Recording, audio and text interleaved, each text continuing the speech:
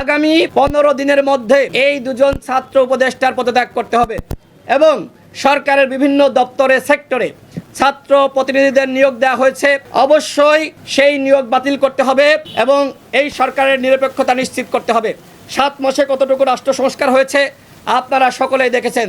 রাষ্ট্র সংস্কারের নামে আজকে তারা আরামে বসে আছে, তারা কতটুকু কাজ করছে সেটি নিয়ে প্রশ্ন তৈরি হয়েছে। আমরা এই সরকারের 7 মাসের জবাবদিহিতা চাই। 7 মাসে কতটুকু তারা রাষ্ট্র সংস্কার করেছে সেটি আমরা জানতে চাই। পাশাপাশি এই সরকারের উপদেষ্টাদের সম্পদের হিসাব, তাদের এপিএস পিএসদের সম্পদের হিসাব দিতে হবে।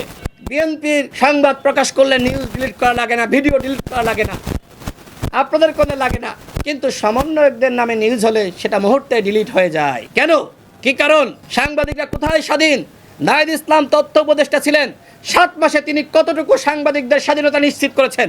গণমাধ্যম থেকে আওয়ামী লীগের পেটাত্তাদেরকে সরিয়েছেন, সেটি আমরা জানতে চাই। পরিস্থিতি নিয়ন্ত্রণ করতে পারছে না, এই সরকারের মব জাস্টিস বন্ধ করতে পারছে না। বিভিন্ন জায়গায় আপনারা দেখেছেন যে সরকারের একজন উপদেষ্টা বলে তোমরা উল্লাস করো, এবং বৈষম্য বিরোধী নাগরিক কমিটির নেতারা ধানমন্ডি 3200 বিভিন্ন জায়গায় গিয়েছে। পরবর্তীতে আরেকজন উপদেষ্টা বলে থামাও বাবা থামাও, একজন আগুন ধরিয়ে দেয় আরেকজন পানি নিয়ে যায়। এই হচ্ছে সরকারের চরিত্র। এইভাবে রাষ্ট্র সংস্কার হয় না সংগ্রামী বন্ধুগণ। আর এই জন্যই আমরা মনে করি যে এই দুইজন ছাত্র উপদেষ্টার পদত্যাগ করা উচিত। আমাদের গণ অধিকার পরিষদের সিনিয়র সহসভাপতি ফারুক হাসান উল্লেখ করেছেন, আগামী 15 দিনের মধ্যে এই দুজন ছাত্র উপদেষ্টার পদত্যাগ করতে হবে। আই রিপিট, আগামী 15 দিনের মধ্যে এই দুজন ছাত্র উপদেষ্টার পদত্যাগ করতে হবে এবং সরকারের বিভিন্ন দপ্তরে সেক্টরে ছাত্র প্রতিনিধিদের নিয়োগ দেওয়া হয়েছে, অবশ্যই সেই নিয়োগ বাতিল করতে হবে এবং এই সরকারের নিরপেক্ষতা নিশ্চিত করতে হবে।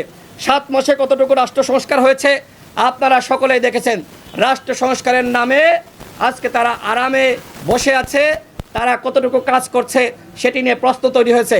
আমরা এই সরকারের 7 মাসের জবাবদিহিতা চাই। 7 মাসে কতটুকু তারা রাষ্ট্র সংস্কার করেছে সেটি আমরা জানতে চাই। পাশাপাশি এই সরকারের উপদেষ্টাদের সম্পদের হিসাব, তাদের এপিএস পিএসদের সম্পদের হিসাব দিতে হবে। যেহেতু ওয়াসার নিয়োগ নিয়ে বিতর্ক শুরু হয়েছে, সুতরাং এই বিতর্ক আরও আছে। সাংবাদিকদের হাতে হয়তো তথ্য রয়েছে, সাংবাদিক ভাইয়েরা আপনারা প্রকাশ করতে পারছেন না। যখন টকশোতে যাই তখন সাংবাদিকরা বলে ভাই বিএনপির সংবাদ প্রকাশ করলে নিউজ ডিলিট করা লাগে না, ভিডিও ডিলিট করা লাগে না, আপনাদের কোনো লাগে না, কিন্তু সমন্বয়কদের নামে নিউজ হলে সেটা মুহূর্তে ডিলিট হয়ে যায়। কেন? কি কারণ? সাংবাদিকরা কোথায় স্বাধীন? নাহিদ ইসলাম তথ্য উপদেষ্টা ছিলেন, 7 মাসে তিনি কতটুকু সাংবাদিকদের স্বাধীনতা নিশ্চিত করেছেন? গণমাধ্যম থেকে আওয়ামী লীগের পেটাত্তাদেরকে সরিয়েছেন, সেটি আমরা জানতে চাই। তার উপর তো জনগণ আস্থা বিশ্বাস রেখেছিলেন। তারা তো বলেছিলেন যে আমরা রাষ্ট্র সংস্কার করব, সেই কমিটমেন্ট রেখেছিলেন। সেই কমিটমেন্ট রক্ষা না করে তিনি কেন পদত্যাগ করলেন? তার মানে কি? তার মানে রাষ্ট্র সংস্কারের চেয়ে দল গঠন তার কাছে মুখ্য বিষয়। দল গঠন একটি ধারাবাহিক প্রক্রিয়া, সুতরাং এই প্রক্রিয়ার সাথে তিনি অন্তর্ভুক্ত ছিলেন উপদেষ্টা পদে থেকেই। তিনি যদি বলেন ছিলেন না, প্রমাণ করুক ছিলেন না।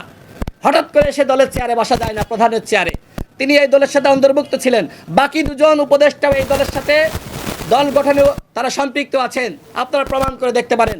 এই দল গঠনের যে রূপরেখা সেটি কিন্তু ওই মন্ত্রীপাড়ায় হেয়ার রোডে ওইখানে হয়েছে, অন্য কোনো কার্যালয়ে হয়নি। নাহিদ ইসলামের বাসায় দল গঠনের রূপরেখা তৈরি করা হয়েছে, পরিকল্পনা করা হয়েছে, কমিটি গঠন করা হয়েছে। সুতরাং কোথায় কোথায় সরকার নিরপেক্ষ? কোনোভাবেই সরকার নিরপেক্ষ না। ওয়াসার নিয়োগ নিয়ে বিতর্ক এসেছে, দেখেন বলা হচ্ছে যে আউটসোর্সিংয়ের মাধ্যমে